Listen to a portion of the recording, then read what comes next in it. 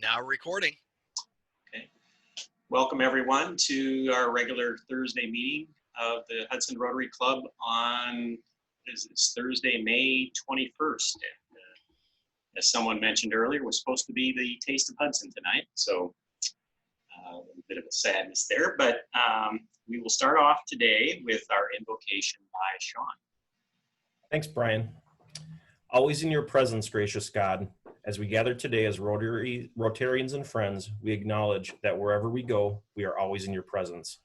We pray that our actions may reflect this awareness as we seek you and as we count our many blessings. In the weeks and the months ahead, clothe our lives with charity, deepen our lives with loyalty, and bless our lives with integrity. Help us to live our lives so that we may enhance the future of those whose lives we touch. May your radiant spirit guide us and our loved ones all of our days. Amen. Thank you, Sean. It's cool. And let me share the screen here.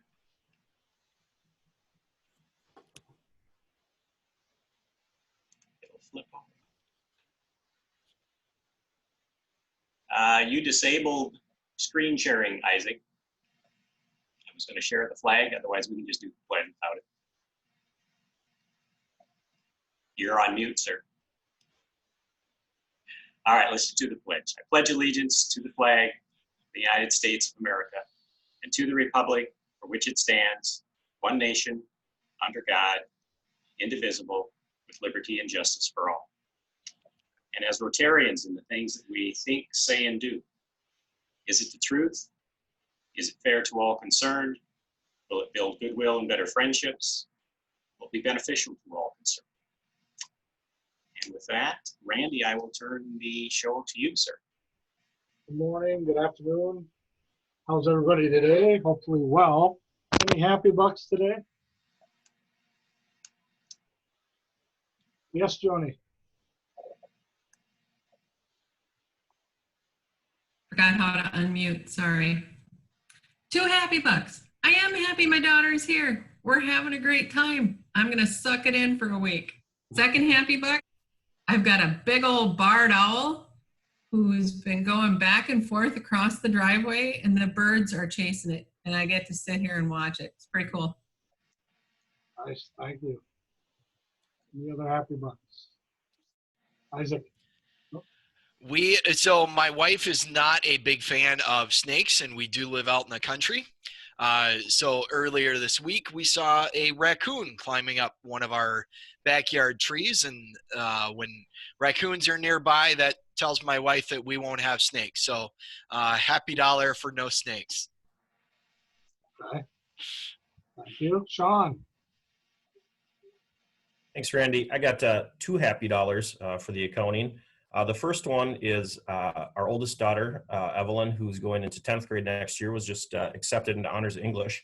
This is a big achievement for her. She's kind of struggled academically in middle school and really hunkered down and is working hard and tried to get into Honors English as a freshman, but just missed the cut. So we're really excited that she gets to do that next year because she's worked hard.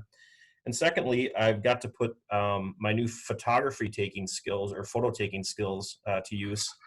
We went hiking at Willow River last weekend, and those tips and tricks that guy taught, they actually work. They were really good. And I found myself, worrying about the 9 quadrants and keeping people a little off center, and they all turned out a lot better. So that was a really nice program. Thank you, Isaac. Thanks, Sean. I got a question, Sean. Go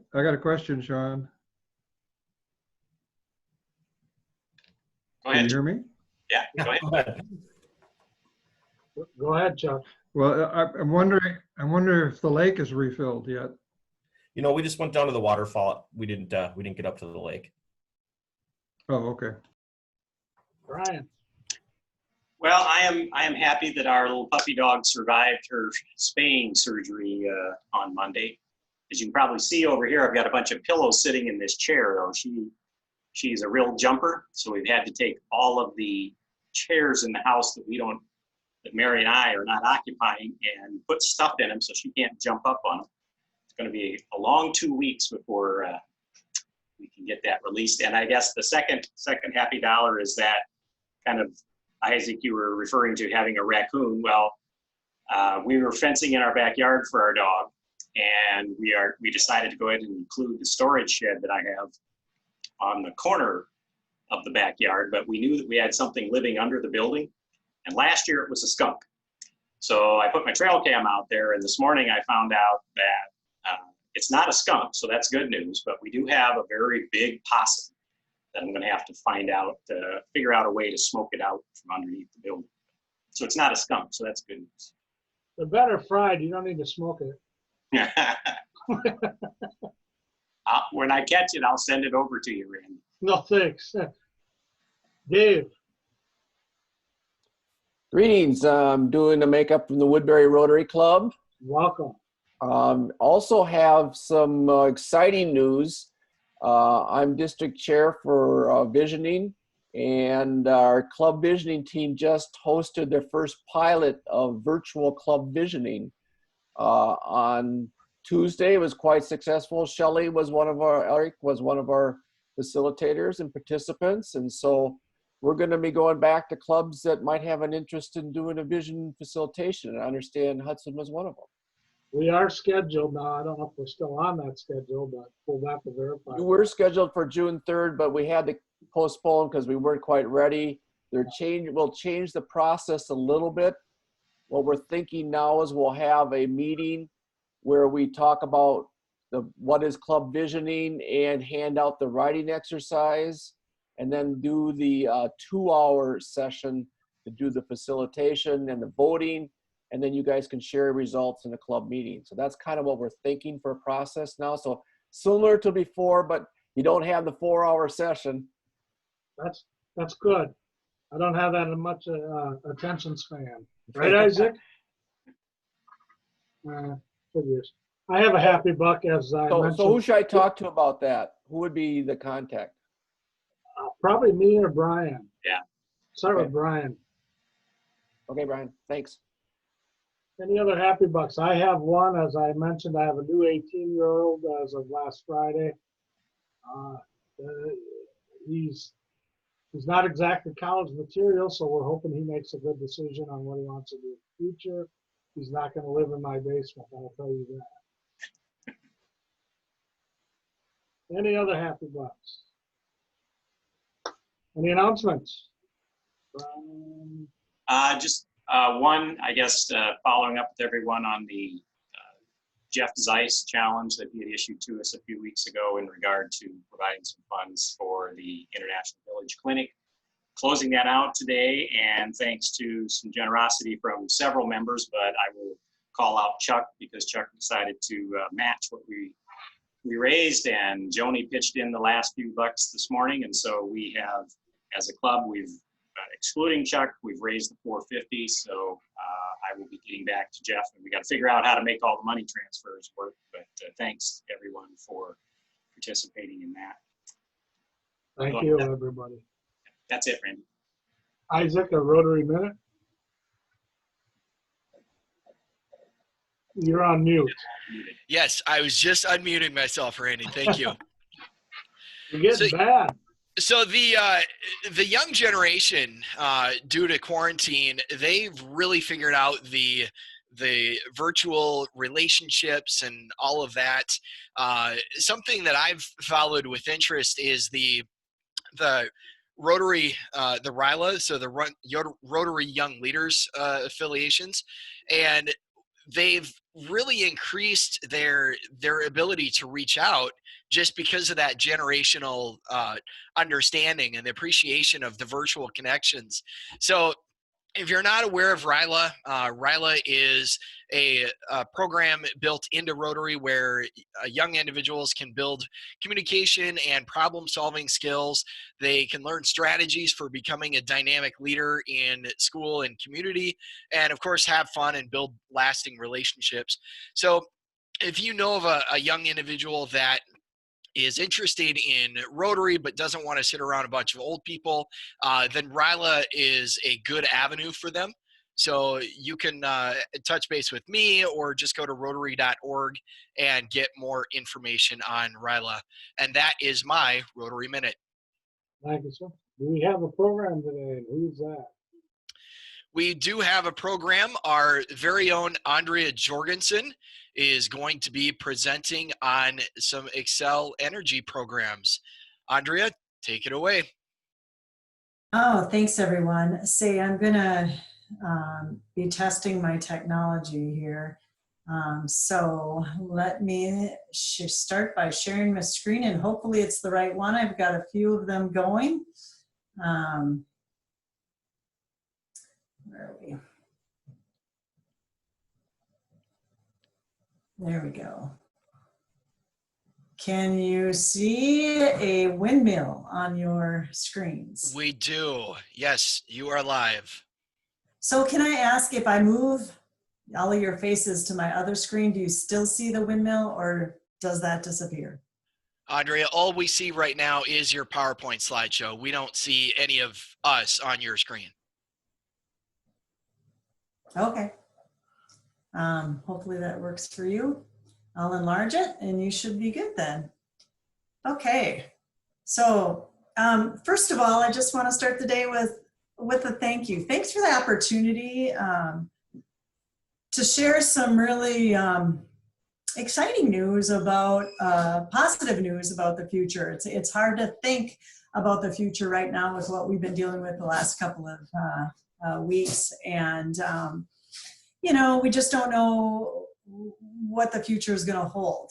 However, I'm delighted to be able to share with you a little bit about what Xcel Energy is planning for the future of energy production.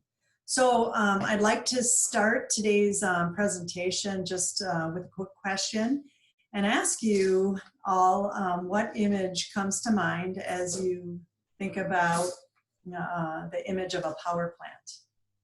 Anyone want to volunteer? False. Yes, Isaac? Well, I grew up just south of Lake Oahe Dam in Pierre, South Dakota. So when I think power plants, I think just a massive hydroelectric power plant. As a good Wisconsinite, you should, right? So, you know, the ongoing or the historical image, or what most people would tend to answer if you search Google or whatever, is, you know, the billowing smokestacks, as Isaac mentioned, the hydros. However, that story is changing. And so, you know, it's just a really common perception to think that way. And I'm really excited to be able to see a change in that narrative. So, you know, oops, did I skip? I think I may have skipped. Let me just check my, oh, I skipped a page here. Okay. So first of all, as I mentioned, it's really an exciting time to be an employee in the energy industry. Xcel Energy is part of a very transformative change that's taking place in the way that electricity is produced. More than that, Xcel Energy is leading the way nationally. We've set up goals and we're well on our way to achieving them. So even better than that, here in Wisconsin, there's already several cities and communities, businesses that have aligned their goals with ours. So for example, Eau Claire and Bayfield County, and most recently, just last week, Menominee County approved a resolution to be carbon-free by 2050. And they have partnered with Xcel Energy in the planning phase of the Partners in Energy program. So that's really great news to see communities getting behind the same goals that we set back in 2018. So they're making their own goals, and they know that it's important to move forward towards clean energy. And they also know that it's going to save them money. It's cost effective and it's the right thing to do, and everybody wins. So not only does it save money, it's currently adding new technology to our economies. And so as a result, it's not eliminating jobs, it's providing additional jobs, jobs that we can't even imagine right currently are going to be advancing as these technologies advance. So there's a lot of really good opportunity here as we grow for our communities to grow with us. So I'm spreading the word about that today because there's also quite a bit of misinformation out there and a lot of preconceived ideas that we're going to need to overcome to get there.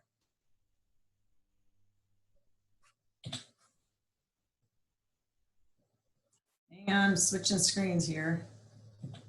There we go, that's what I need. And my other screen is not switching, how come? Okay, so we've all heard about clean energy and green energy and various things about wind and solar. And we hear carbon-free, reducing our carbon footprint, net neutrality, and now even carbon negative energy. It all can get very confusing. And so I just want to clear it up a little bit and let you all know that what Xcel Energy is doing to build a cleaner energy future. And so when we say that our goal is to be the first electric utility in the nation to have the vision to go carbon free by 2050, that's simply what it means, no carbon. So historically, energy has been largely produced by various sources, including fossil fuels like coal, which, as we all know, coal emits carbon and has a negative impact on our environment. But here's the thing, times are changing, right? Xcel Energy has long been a leader in delivering clean energy while maintaining outstanding, reliable service and affordability. So I'm very proud of what we've accomplished so far. However, we've got a ways to go. Back in December 2018, Xcel Energy announced that they had laid out a strategy to get us farther to the future with no carbon, while still ensuring reliability and affordability. Moving forward. Huh.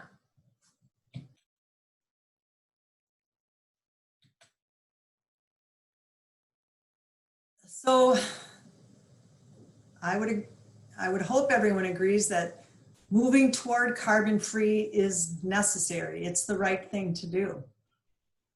Moving towards carbon-free is possible because of the advances in technology that we've recently experienced, making it more affordable. And moving towards that carbon-free future is what our customers want and our communities want. They want reliable energy that continues to be affordable, and that's great for the environment. So we should do it, we can do it, and customers want us to do it. In fact, a growing percentage of our customers are meeting or matching our goals and creating their own sustainability goals.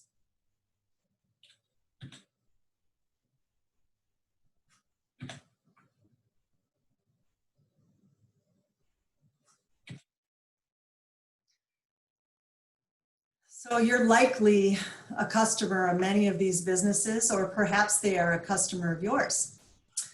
They all want to move to carbon-free because it's the right thing to do. They also know that technology is already moving in that direction, making it a reality. Xcel Energy is already the nation's leader in this transition, and we're only gathering momentum.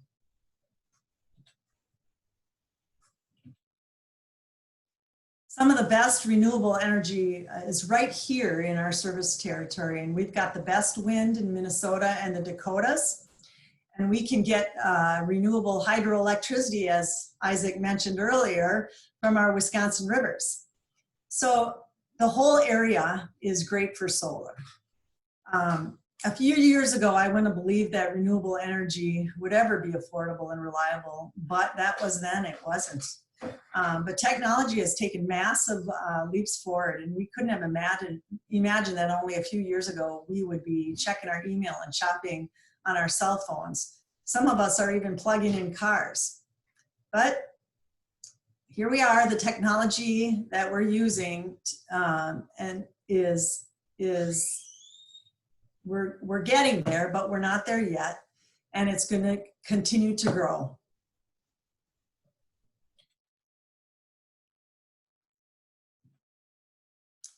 So how are we going to get to achieving our bold carbon-free vision of getting to 80% carbon-free by 2030 and all the way to 100% by 2050? Xcel Energy has already made steady progress in reducing our carbon emissions and moving towards that carbon-free future. We're very proud to be leading the way on clean energy, and we've got a plan to keep it going until we're 100% carbon-free. And here's how we're going to do it while keeping energy reliable and affordable. For more than a decade, we've demonstrated leadership on clean energy and reducing carbon emissions. To date, we've reduced our carbon emissions 44% since the 2005 levels. By 2030, our goal is to reduce carbon emissions 80% from 2005 levels. Our previous goal was 60%, so we've upped the ante.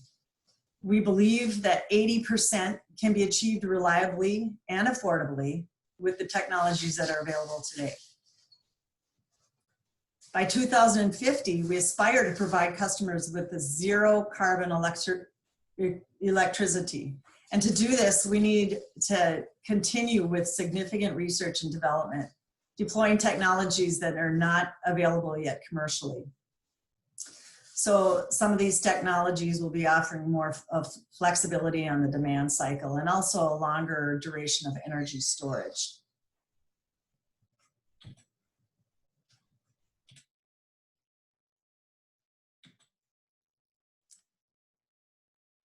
So we plan to deliver on our goals by closing the last of our coal plants in the upper Midwest by 2030.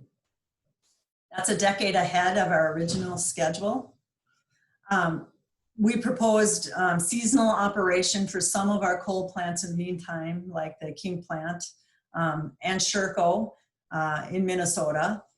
These plants will be idled in the springtime and the fall months when energy use is low, and then they'll ramp up when the seasons get cooler, when renewable energy is less available. So Sherco, some of the Sherco coal plants are scheduled to be closed by 2026. So the plan is progressing quickly moving forward. We'll continue to add significantly to our wind and solar resources. We've had several large wind sources that have come online in late 2018 and early 2019 and are continuing to progress towards some additional resources, including Rush Creek in Colorado and in Hale and in Texas. So there's a lot of movement on the renewables side, and you can look forward to significantly increased solar and wind farms in the future. So we're going to be extending the use of our carbon-free nuclear energy at the Monticello plant, extending the licensing of that plant to 2040. And we will be continuing to use low carbon emission fuels like the natural gas fire plants are able to offer for the next few years as we bridge towards the future of cleaner carbon-free technologies. So the big challenge is how we're going to get from 2030 to 2050. And simply put, we believe in technology.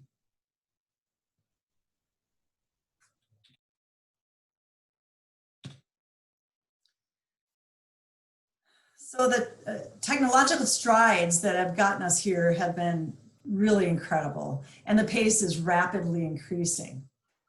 You know, just 15 to 20 years ago, renewables only accounted for 9% of our energy mix.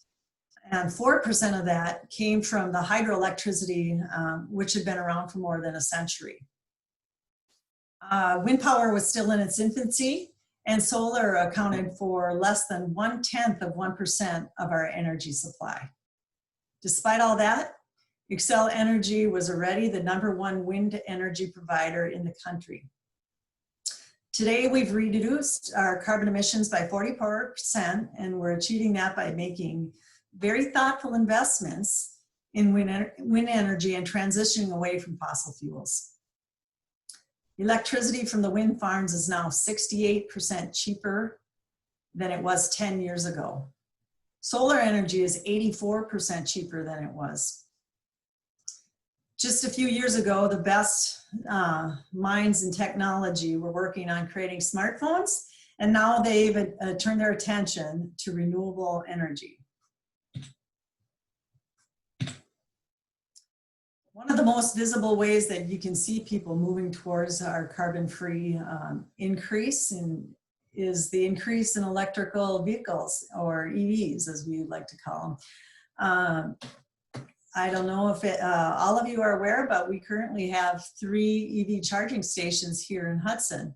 One of them serves specifically Tesla vehicles. The other 2 are standard electric vehicles. So you're going to be seeing more of that. That's been a big initiative on Xcel Energy's docket. You're also going to be seeing chargers installed in personal residences, and that is a program that Xcel Energy is working on right now, and we will be providing chargers free of charge in people's residences as they pursue electric vehicles. However, what's really changed if the energy that we are using to charge these vehicles is coming from coal-burning electric companies? So we intend, Xcel Energy intends to complete the job where electric vehicles will be fueled by electricity that isn't generated from 1 ounce of coal. We've talked about advancing to these technologies, and it's easy to assume that they're going to be expensive, but that's not the case anymore. Right now, the technology is progressing, and it's dropping in price every day. It's all of this is being geared towards saving money in the future. So as I said, we should do it, we can do it, and our customers want us to do it. And it just makes sense. Performance has improved because of the advances in technology. Customers and communities are helped by the economic benefits of being a greener community, and it's addressing climate change. It's the appropriate response to what lies ahead.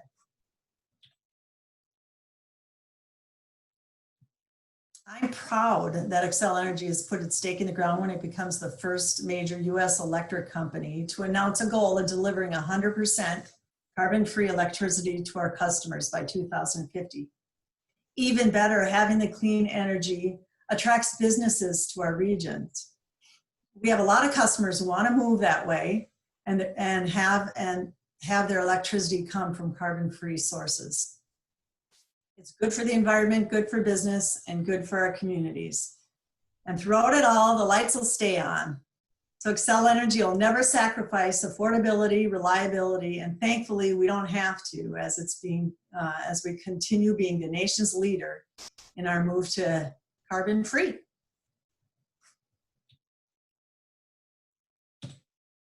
So that's my plug, everyone. Are there any questions? Andrea, I want to ask you a question, and I don't want you to take it the wrong way because it's really just a curiosity. But absolutely, when you talk about you use the term affordable energy prices in the future, should we as consumers be anticipating that when we get to 2030, that the price of the electricity that's being generated by Xcel, is it going to be more expensive, and factoring in the cost of living increase? Is it going to be more expensive than what we're seeing today, or less, or are you trying to target keeping it relatively neutral? we're trying to target keeping it relatively neutral. That's always been the goal. It's hard for me to forecast that with rate changes coming up. Certainly that is the goal, however, of Xcel Energy's. And we're hopeful that as the technologies continue to increase and progress, as well as the current cost of natural gas sources continues to decrease, we're going to be able to provide the technology without increasing our rates. That's the goal. I can't predict where it's going to be that far out, but certainly in the near future, that's where we're standing. And Yes, sir. Yes. Hi, Dave. Yes. Hi. My understanding is one of the challenges with renewables like solar and with wind is that it can peak depending on whether you have sun, don't have sun. If you don't have wind, you don't have wind. And our battery technology is such that it's limited in terms of how much we can store. Is that true? That is very true. And that's why we are counting on those non-existing technologies. As you know, well, as you just mentioned, there's peak times and the sun doesn't always shine and the wind doesn't always blow. And we've got to cover that right now through the continued generation, through our nuclear power plants, which provide that steady source and reliability. Not just the nuclears, but also the gas fuel. And we're slowly phasing out the coal, but that is another option as we move forward. One of the nice things with the electric vehicles, is they charge, and most people are charging at home currently, and the charging time is at night, which is not the peak season or peak time for the charge. So, as that continues to progress, that's going to offset some of the balance too. But yeah, that's one of the challenges for sure. And we're waiting for the longer storage capabilities that battery technology is going to be offering, and we are relying on that. But it's looking positive. I mean, certainly it's progressing, and we're banking on that to continue to be the case. Good. Is it expensive for someone to charge their car? Actually, right now, the cost to charge your car is about $1 a gallon if you were to compare it to fuel. It's significantly less expensive. Chuck, go ahead. I'm interested in residential customers who have their own solar or wind power, and they're connected to the grid. I've got a couple questions about that. Is this fairly common in your region? Are there very many residences who are providing their own power but connecting to the grid to cover their shortfall and or add back to the grid when they're producing excess? So Chuck, I'm going to speak to that to the best of my ability, which is somewhat limited. I don't actually have the numbers or know what the percentages are of people who are feeding back to the grid, but certainly it's not uncommon. And I would, I'm going to wager to guess without having the expertise in that, that a lot of self producers are doing just that, feeding back to the grid. And I would assume that as these technologies progress and as they become less expensive, that's going to become more and more common. Well, another question, if you may not be able to answer, and that is, for those people who do connect to the grid in this region, what is the savings to them? Currently, I can't even speak to that. I really can't speak to that. If they are producing their own, obviously they're not spending the same. However, I really don't know, but I can get back to you on that and ask that question, what the difference in what the average difference is. I would say. I'm thinking that the more that happens, the less demand that the power companies will have to provide for in the future. I mean, it may come a day when half of the electricity is created by the businesses and by the customers in general, and therefore the grid doesn't have to be provided solely by power plants or wind farms or solar farms or whatever. We would be placing a greater demand on the power companies. Well, it's definitely going to be a balancing act, isn't it? And then when you think about the grid and how it serves the whole United States, it's hard to say where's going to be producing more and who's going to move it forward. But that being said, we're going to be continuing to have to balance that and feeding the different areas back and forth across the grid. So I guess, again, this isn't my area of expertise, so I would have to pick some brains and find out where that, what the long-term prospect is.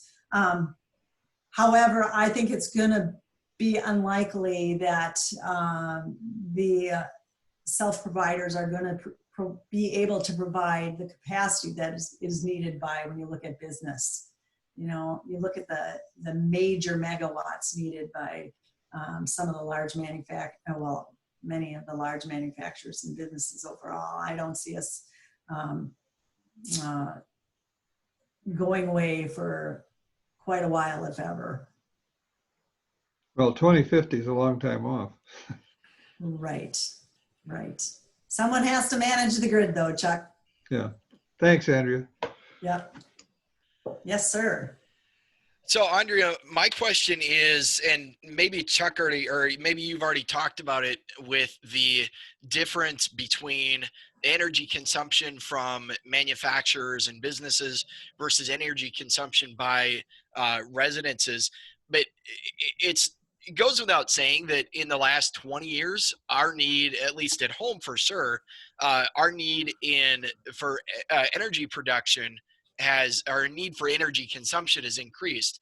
So with those long-term calculations that Xcel Energy has done towards moving to carbon-free by 2050, have they also taken into account the additional need for increasing energy consumption based on the last 20 years and projecting out to the next 20 years? Okay, so I am not the projector or on that level, but I'm going to assume, since they're making these bets, that yes, they've taken that into consideration. And certainly they are increasing the resources out there for the renewables and continuing to invest. So the projected demand, I'm going to assume is increasing, and they are considering those needs as well.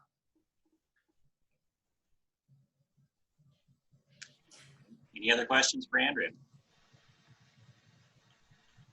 Otherwise, Andrea, thank you very much. Great update to see where you guys are going. Obviously, it's going to impact all of us, so that's good to see. And unless there's something else for the good of Rotary, I will close out the meeting. Thanks, everyone, for joining in today. And remember to dial in again next week, same time, same place. Everybody have a good week. Thank you. Thanks, Andrea. Have a great week, everybody.